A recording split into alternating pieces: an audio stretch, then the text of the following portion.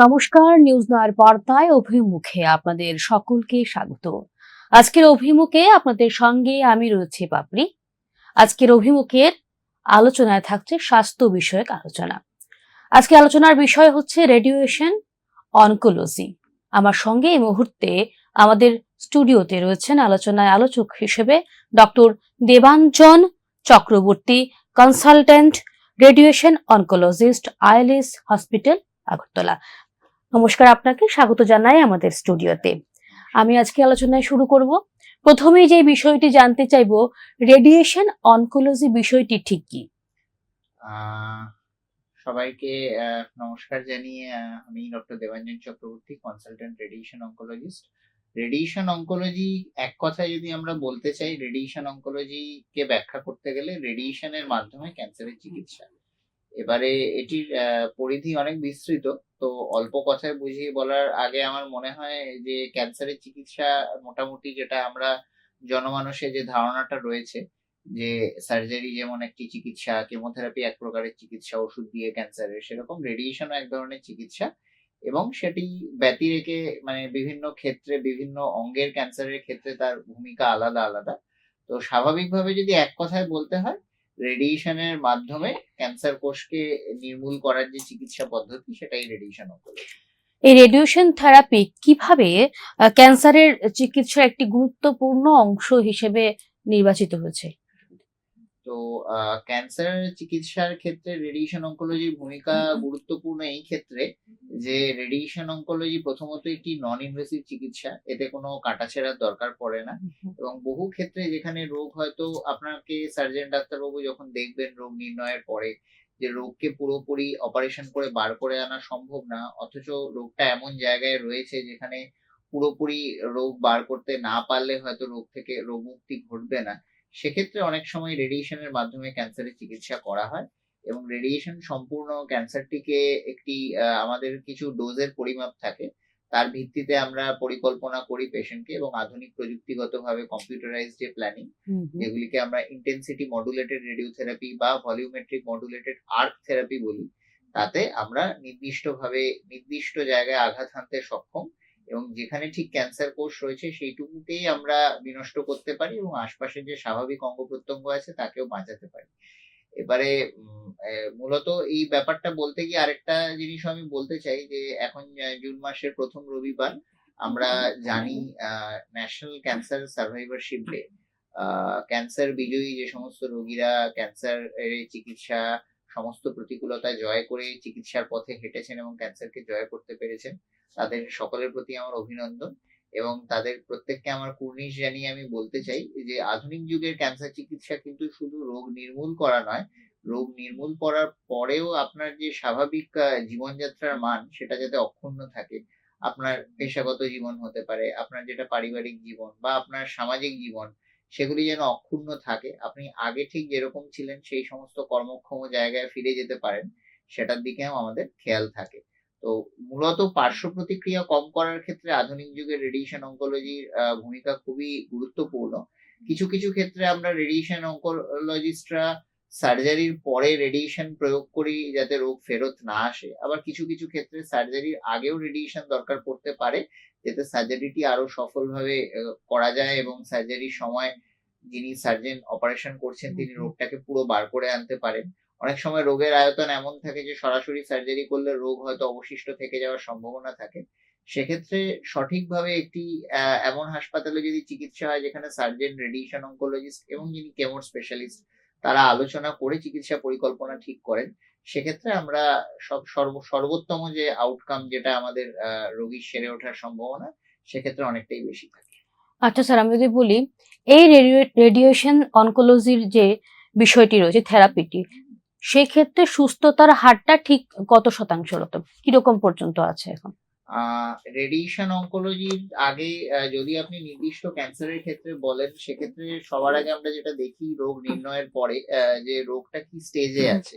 তো সাধারণত স্টেজ 1 বা স্টেজ 2 যেটাকে আমরা লোকালাইজড বলি, যে রোগটা যে জায়গার রোগ শুধু সেখানেই আছে, বাইরের অঙ্গ প্রত্যঙ্গে ছড়িয়ে পড়েনি, সেক্ষেত্রে আমরা দেখতে পাই যে যদি শুধু সার্জারি অথবা শুধু রেডিয়েশন অথবা কোনো কোনো ক্ষেত্রে সার্জারি এবং রেডিয়েশনের সমন্বয় চিকিৎসা সম্ভবপর হয়। এবং মোটামুটি আমরা স্টেজ 2 অব্দি, যেহেতু বিভিন্ন অঙ্গের ক্ষেত্রে সাফল্যের হারটা আলাদা আলাদা, অন অ্যান অ্যাভারেজ আমি বলতে পারি স্টেজ 1 বা 2 এর ক্ষেত্রে অন্তত আমরা দেখতে পারি 70-80% ক্ষেত্রেই রোগী সম্পূর্ণ সুস্থ হয়ে যান।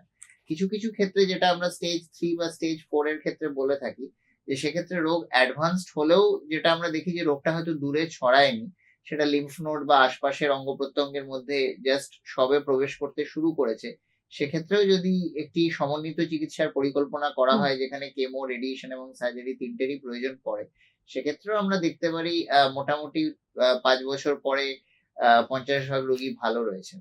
এবং স্টেজ 4 এর ক্ষেত্রে যেটা আগেকার দিনে আমরা শুনলেই ভাবতাম যে স্টেজ 4 মানে ছড়িয়ে পড়েছে, মানে আর চিকিৎসা করিয়ে লাভ নেই। আধুনিক প্রযুক্তি এখন এমন জায়গায় রয়েছে যে স্টেজ 4 এর রোগীও ক্যান্সারের চিকিৎসা যদি করান, তিনি অনেক সময়ই নির্দিষ্ট চিকিৎসার মাধ্যমে সুস্থ এবং নিরোগ জীবন লাভ করতে পারেন। হয়তো সেক্ষেত্রে দেখা যেতে পারে পুরোপুরি সেরে ওঠার সম্ভাবনাটা যদি নাও থাকে, বহু বছর তিনি হয়তো ভালো থাকলেন, তার পরিবারের সঙ্গে সুন্দর একটা সুস্থ নিরোগ জীবন কাটাতে পারলেন এবং রেগুলার চেকআপের মধ্যে থাকলেন।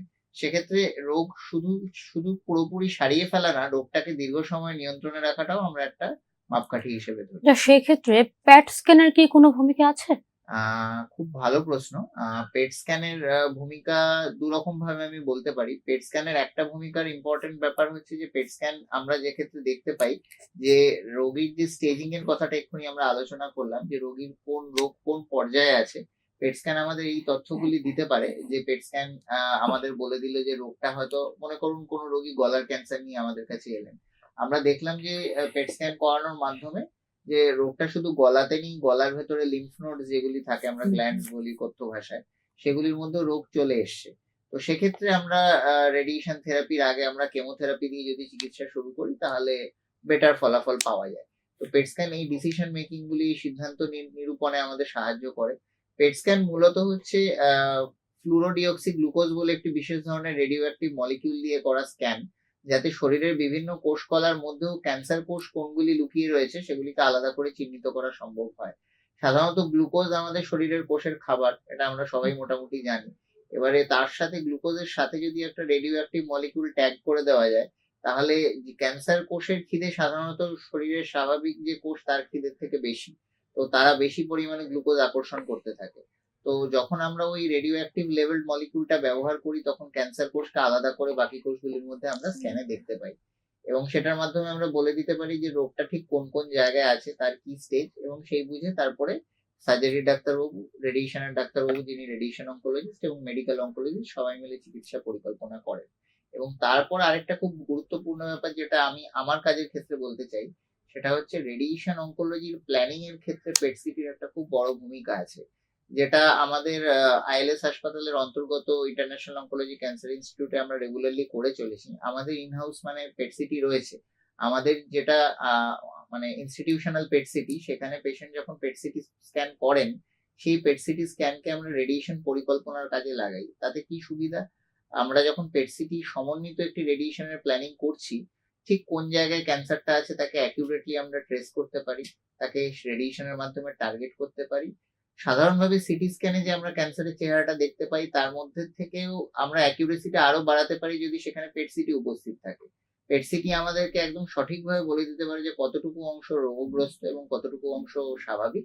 তো সুতরাং আমরা স্বাভাবিক টিস্যুতে যে রেডিয়েশনের পরিমাপ, সেটাকেও অনেকটা কমাতে পারি।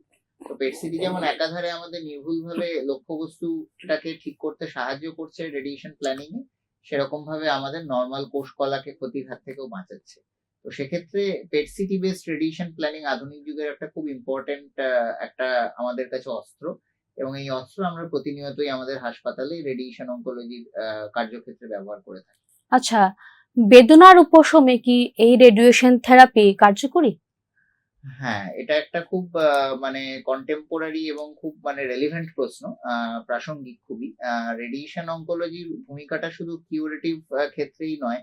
এমন স্টেজ 4 রোগ হয়তো আছে যেখানে রোগী কেমোথেরাপি বা টার্গেটেড থেরাপি নিয়ে অনেকদিন ভালো থাকবেন। হুম হুম। কিন্তু কিছু উপসর্গের কারণে তার স্বাভাবিক জীবনযাত্রার মান যেটা, সেটা ক্ষতিগ্রস্ত হচ্ছে। তিনি আমাদের যখন আমরা কনসালটেশন করি, তিনি এসে বলেন, "ডাক্তারবাবু, আমার এমনিতে ঠিক আছে, কিন্তু আমার পিঠের ব্যথাটা কিছুতেই সারছে না, বা আমার কাঁধে এত ব্যথা যে আমি কিছু কাজই করতে পারছি না, তখন আমরা দেখতে পাই তার স্ক্যানে যে তার সেখানে হয়তো হাড়ের মধ্যে রোগ আছে। এবারে সেক্ষেত্রে একটা নির্দিষ্ট ওষুধের মাত্রার পর আমরা ব্যথার ওষুধও খুব লম্বা সময় ব্যবহার করতে পারি না পার্শ্ব প্রতিক্রিয়ার জন্য। তো সেক্ষেত্রে আমরা সাধারণত দেখতে পাই যে এই পেশেন্টদেরকে যদি টার্গেটেড ভাবে যেখানে হাড়ের মধ্যে রোগ ছড়িয়েছে রেডিয়েশন দেওয়া হয়, তাদের ব্যথার ওষুধ খাওয়ার প্রয়োজনীয়তা কমে যায় এবং ব্যথার উপশম অনেকটাই ঘটে। ৭০-৮০ ভাগ ক্ষেত্রে দেখা যায় তাদের তারপরে হয়তো খুব বেশি আর ব্যথার ওষুধ খাওয়ার দরকার পড়ে না। যেটা হয়তো দিনে ৩-৪ বার খাওয়ার দরকার পড়ছিল সেটা হয়তো খুব দরকার পড়লে হয়তো একবার খেতে হচ্ছে। তো অধিকাংশ সময় দেখা যায় যে আর অতটা দরকার পড়লো না। আরেকটা খুব ইম্পোর্টেন্ট যেটা আমি আমার ডেইলি প্র্যাকটিসে মাঝে মধ্যেই দেখতে পাই, যে কোনো ক্ষেত্রে আমরা দেখতে পাই যে শিরদাঁড়ার হাড়ের মধ্যে ক্যান্সার ছড়িয়ে পড়েছে এবং সেটা আমাদের স্পাইনাল কর্ডকে চাপ দিচ্ছে। পেশেন্টের পায়ে পক্ষাঘাতের মতন অবস্থা, পেশেন্টের পা নাড়াতে পারছেন না, পেশেন্ট প্যারালাইজড হয়ে ভর্তি রয়েছেন। সেই ক্ষেত্রে আমরা রেডিয়েশন যদি টার্গেটেড ভাবে সেই শিরদাঁড়ার হাড়ের অংশে দিতে পারি, তাহলে দেখা যায় যদি, এবং এই ক্ষেত্রে সময়টা খুব গুরুত্বপূর্ণ। অনেকটা সময় চলে গেলে যে স্নায়ুর ক্ষতি হয়ে যায় সেটা রিভার্স করা যায় না। কিন্তু ইনিশিয়ালি একদম শুরুতেই যদি আপনি অনকোলজিস্টের কাছে পৌঁছন এবং টার্গেটেড ভাবে সেই জায়গায় রেডিয়েশন দেওয়া যায়, তাহলে অধিকাংশ ক্ষেত্রেই দেখা যায় যে শিরদাঁড়ার হাড়ের রোগ নিয়ন্ত্রণের পাশাপাশি পেশেন্টকে আমরা পক্ষাঘাতের হাত থেকেও বাঁচাতে পারি। আচ্ছা, রেডিয়েশন থেরাপির পার্শ্ব প্রতিক্রিয়া কি কি হতে পারে? এটা রেডিয়েশন থেরাপির পার্শ্ব প্রতিক্রিয়া যদি আমি এক কথায় বলতে চাই, সেক্ষেত্রে একটা কথা আমি সবার আগেই বলবো যে এটা পুরোপুরি নির্ভর করে আপনার শরীরের কোন অংশে রেডিয়েশন হচ্ছে। হুম। তো আমাদের সাধারণত যেমন আমি একটা কথা বারবারই বলি, আমাদের ত্রিপুরা রাজ্যে সব থেকে বেশি আমরা দেখি নাক কান গলা মানে মুখ ও গলার ক্যান্সার সব থেকে বেশি দেখতে পাই। সেটা প্রধানত তামাক জাতীয় জিনিস ব্যবহারের কারণ, এবং আর তাছাড়াও অন্যান্য কারণও আছে, স্মোকিং বা স্মোকলেস টোব্যাকো যেগুলি আমরা বলি। তো সেক্ষেত্রে নাক কান গলা মানে ইএনটি অংশের যে ক্যান্সার আর কি, সেক্ষেত্রে মুখ ও গলার ক্যান্সার সব থেকে কমনলি দুরকম আমরা পার্শ্ব প্রতিক্রিয়া দেখি। একটা যেটাকে আমরা বলি অ্যাকিউট, মানে যেটা চিকিৎসা চলাকালীন রোগী অনুভব করতে পারেন। হুম। মুখের মধ্যে গলার মধ্যে ঘা হওয়া, পেশেন্ট এসে বলেন স্যার আমার মুখে জ্বালা করছে, বা ডাক্তারবাবু আমার ঢোক গিলতে কষ্ট হচ্ছে, খাবার খেতে পারছি না, মুখে কোনো টেস্ট নেই, মুখের মধ্যে বা গলার মধ্যে প্রচুর কফ তৈরি হচ্ছে। তো এই পার্শ্ব প্রতিক্রিয়াগুলিকে আমরা অ্যাকিউট পার্শ্ব প্রতিক্রিয়া বলি, এবং আধুনিক রেডিয়েশনের সাহায্যে আমরা চেষ্টা করি লালাগ্রন্থি বা শরীরের অন্য যে অংশগুলি সেগুলিকে যতটা সম্ভব বাঁচানো। তারপরেও কোনো সময় যদি সেই অংশের রোগ হয়, তখন তাকে পুরোপুরি রোগকে নির্মূল করার স্বার্থে তাকে পুরোপুরি বাঁচানো সম্ভব হয় না। কিন্তু ওষুধপত্রের মাধ্যমে এই পার্শ্ব প্রতিক্রিয়াগুলি অনেকটাই কমাতে পারি। এবং তাছাড়া নাক কান গলার ক্যান্সার ছাড়াও আমরা দেখতে পাই, যেটা আমাদের তলপেটের ক্যান্সার, জরায়ু মুখের ক্যান্সার বা আমাদের মলদ্বারের ক্যান্সার, সেখানে পেচ্ছাপে জ্বালা হওয়া, বারবার হয়তো একটু লুজ মোশন, পাতলা পায়খানা হওয়া, সেগুলি সাধারণত ওষুধের মাধ্যমে কন্ট্রোল করা যায়। লং টার্ম সাইড এফেক্ট বলতে আমরা মূলত যেটা নাক কান গলার ক্যান্সারে দেখতে পাই বা মুখের ক্যান্সারে দেখতে পাই, যে মুখের লালা কিছুটা শুকিয়ে আসা, এবং আধুনিক যে আমাদের রেডিয়েশন প্ল্যানিং, তাতে আমাদের লালা গ্রন্থিগুলিকে সম্পূর্ণ সুরক্ষা দেওয়া সম্ভব। তো সেটার মাধ্যমে আমরা অনেকটাই পার্শ্ব প্রতিক্রিয়াকে কন্ট্রোল করতে পারি, এবং কিছু পার্শ্ব প্রতিক্রিয়া ওষুধের সাহায্যে ম্যানেজেবল। কারো হয়তো থাইরয়েডের সমস্যা দেখা যায়, তারা থাইরয়েডের ওষুধ খেতে হয় এবং খেয়ে ভালো থাকেন। কিন্তু লং টার্মে গিয়ে দেখতে গেলে আধুনিক রেডিয়েশন অঙ্কোলজি পার্শ্ব প্রতিক্রিয়া অনেকটাই কমাতে সক্ষম, এবং রোগীর রেডিয়েশন শেষ হয়ে যাওয়ার পর মোটামুটি ২ থেকে ৩ সপ্তাহের মধ্যে তিনি আবার সুস্থ জীবনে ফিরে আসেন। আচ্ছা, এতে করে কি কি সতর্কতামূলক ব্যবস্থা গ্রহণ করা উচিত? এইটা খুব দরকারি একটা আলোচনা, এবং রোগীদের ক্ষেত্রেও অনেক সময় তারা তাদের বাড়ির লোক অথবা রোগীরা নিজেরাও জিজ্ঞাসা করেন। রেডিয়েশন মেইন ব্যাপারটা যেটা আমি বলতে চাই এক্ষেত্রে, সতর্কতামূলক ব্যবস্থা বলতে রেডিয়েশন চলাকালীন আপনি স্পেশালি আমি মুখের বা গলার অংশের ক্যান্সারের ক্ষেত্রে বলি, আমরা নুন আর বেকিং সোডার একটা সলিউশন দিয়ে বারবার কুলকুচি করতে বলি, যাতে মুখের মধ্যে যে লালা শুকিয়ে যাওয়ার সমস্যা সেটাকে কিছুটা পরিপূরণ করা যায় এবং মুখ পরিষ্কার থাকে, মুখে ঘা ইনফেকশন হওয়ার সম্ভাবনা কম থাকে। কিছু ওষুধপত্র আমরা দিই। চামড়ার খেয়াল রাখতে বলি, খুব গরম জল, তেল, সাবান মুখ বা গলার চামড়ায় যেন ব্যবহার না হয়। এমন জামা কাপড় পরতে বলি, হালকা সুতির জামা কাপড়, যাতে গলার চামড়ার সাথে ঘষা না লাগে। এবং গোটা রেডিয়েশন চলাকালীন আমরা রেগুলার পিরিয়ডিক্যালি পর্যায়ক্রমে পেশেন্টকে প্রতি সপ্তাহে চেক করতে থাকি যে তার কোনো পার্শ্ব প্রতিক্রিয়া বাড়ছে কিনা, বা কোনো সমস্যা থাকলে তাকে ওষুধপত্র সেই সময় দেওয়া, সেটার আমরা খেয়াল রাখি। এবং অন্য ক্ষেত্রে পার্শ্ব প্রতিক্রিয়া বলতে আমরা বলি শরীরটাকে হাইড্রেটেড রাখা, প্রচুর পরিমাণে জল খেয়ে, অন্তত ২ থেকে ২.৫ লিটার জল খেয়ে। যাদের লিভার বা কিডনি বা হার্টের সমস্যা রয়েছে, তারা তাদের কার্ডিওলজিস্ট বা নেফ্রোলজিস্ট ডাক্তারবাবুর কথা মতন পরিমাণ মতন জল খাবেন। কিন্তু যাদের এই সমস্যাগুলি নেই, আমরা বলি অন্তত 2.5 থেকে 3 লিটার জল খেলে অধিকাংশ সাইড এফেক্ট থেকেই মোটামুটি আমরা রক্ষা পেতে পারি। এবং কিছু কিছু নিয়ম কানুন যেগুলি আমরা বলে দিই রেডিয়েশন চলাকালীন, সেগুলি অঙ্গভিত্তিক ক্যান্সারের ক্ষেত্রে আলাদা আলাদা হয়। সেক্ষেত্রে আমরা বলি যে সেই নিয়ম কানুনগুলি মেলে চললে সাধারণত খুব বেশি তারপরে সমস্যা হয় না, এবং রেডিয়েশন শেষ হওয়ার 2 থেকে 3 সপ্তাহের মধ্যে পার্শ্ব প্রতিক্রিয়াগুলিও কমে যায়। আচ্ছা, রেডিয়েশন থেরাপির পর রোগীর সুস্থতা ফিরে আসতে ঠিক কতদিন সময় লাগে? রেডিয়েশন শেষ হয়ে যাওয়ার পরে মোটামুটি আমি সবসময় বলি যে অ্যাকচুয়ালি সব থেকে বড় ওষুধ হচ্ছে নিজের শরীর। আমাদের শরীরই অ্যাকচুয়ালি আমাদেরকে সারায়। রেডিয়েশনের সময় যে পার্শ্ব প্রতিক্রিয়াগুলি আমরা দেখি সেগুলি বেসিক্যালি সেগুলি সাধারণত শরীরই নিজে নিজেই রিপেয়ার করে ফেলে, মেরামত করে ফেলে। আপনার মুখে যে ঘা হচ্ছে, আপনার গলায় যে ব্যথা হচ্ছে, গলার ভেতরে ছোট ছোট ঘা হচ্ছে, এগুলি শরীর নিজের থেকেই সারিয়ে ফেলে।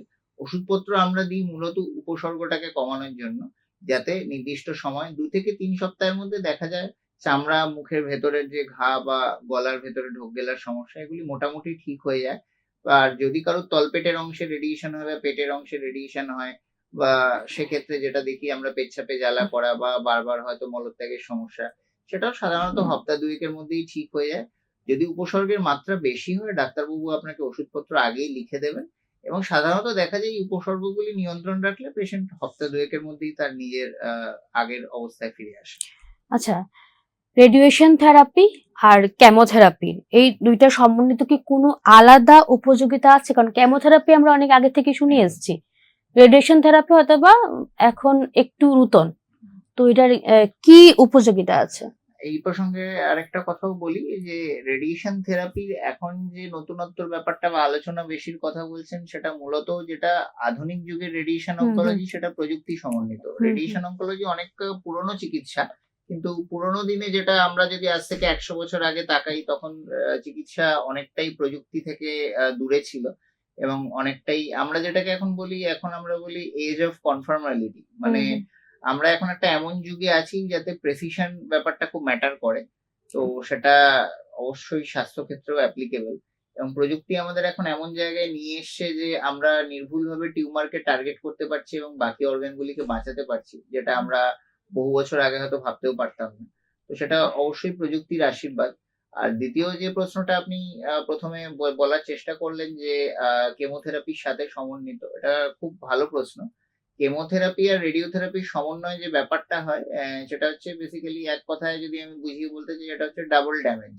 মানে ক্যান্সার কোষ এত দ্রুত বিভাজন ঘটে যে তার মধ্যে যে জেনেটিক মেটেরিয়ালটা থাকে, সেখানে অনেক রকম ভুল ত্রুটি হওয়ার সম্ভাবনা থাকে।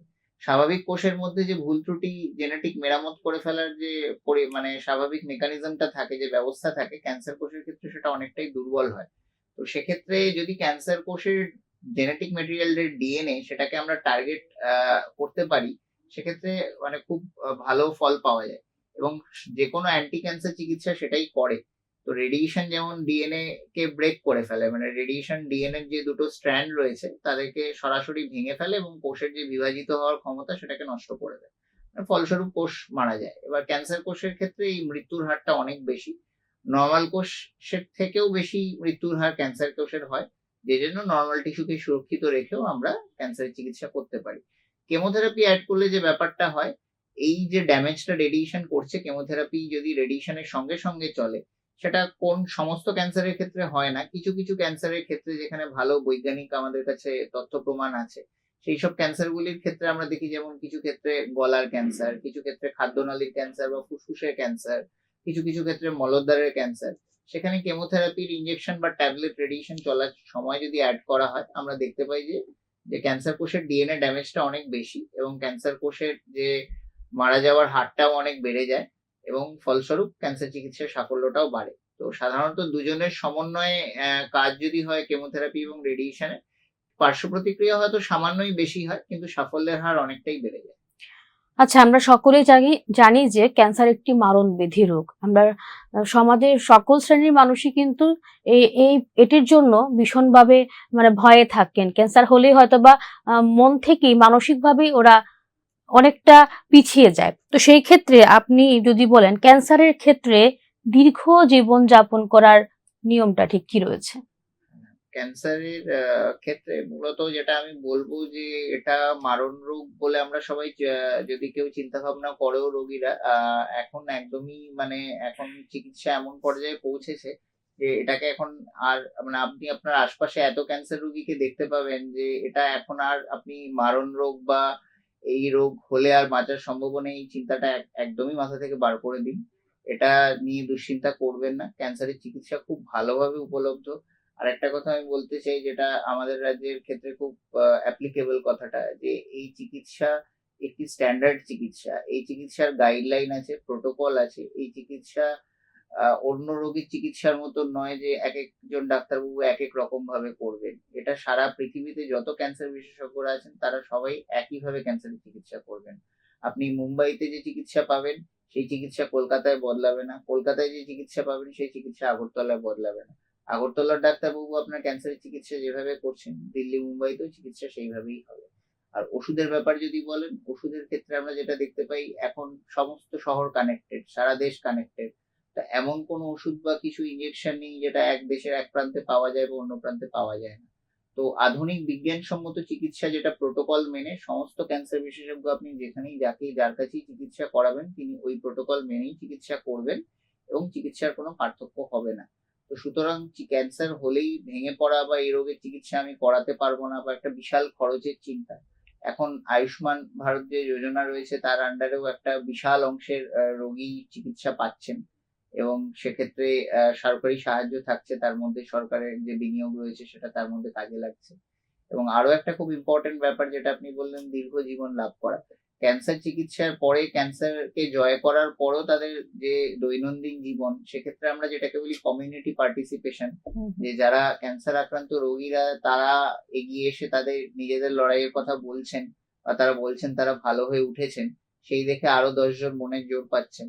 এবং সব থেকে আমি বলবো এটার আরেকটা গুরুত্বপূর্ণ দিক হচ্ছে কমিউনিটি পার্টিসিপেশনের মাধ্যমে দীর্ঘজীবন যারা লাভ করছেন বা সেরে উঠছেন তাদেরকে অ্যাওয়ারনেস এর বার্তাটাও দেওয়া যে এই রোগের চিকিৎসা সম্ভব, এই রোগের চিকিৎসা করিয়ে লাভ নেই, এই রোগ সারবে না, এই জাতীয় নেগেটিভ চিন্তা ভাবনাগুলি থেকে লোকজনকে দূরে রাখা এবং লোকের মনে আশার সঞ্চার করা। আমি পেরেছি, আপনিও পারবেন এবং চিকিৎসার পথে এগিয়ে যাওয়া এটা আমি মনে করি খুব গুরুত্বপূর্ণ। আমরা আমাদের আলোচনার একদম শেষ লগ্নে চলে এসেছি।